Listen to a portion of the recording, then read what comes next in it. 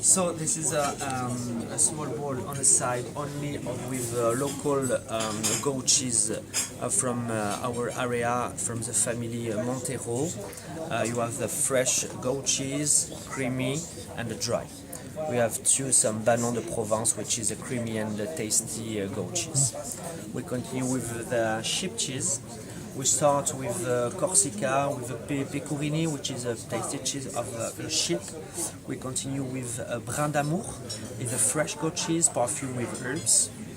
We have Le Pérail from the center of France, tasty and smooth, creamy cheese.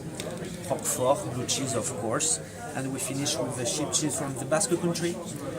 This is the Larramendi family from Asparin, which is a small village near Bayonne.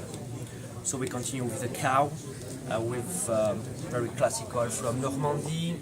You will find the Camembert, Livaro, Pont-l'Évêque. We're going with Münster from Alsace, which is a very strong cheese. You have Époisse from Bourgogne. You will find the blue cheese from the center of France. The name is a Fourme d'Ambert.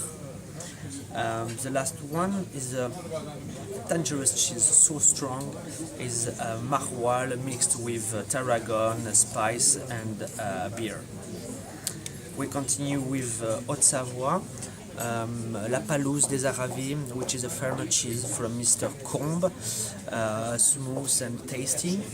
We have some Tom d'Alpage from the family Gallet, which is a Savoyard. And we finish with local cheese, so strong from Vallée la Roya, from Tende, just near Italy. And this is two kinds of tom, which is from last spring and autumn cheese, dry and strong.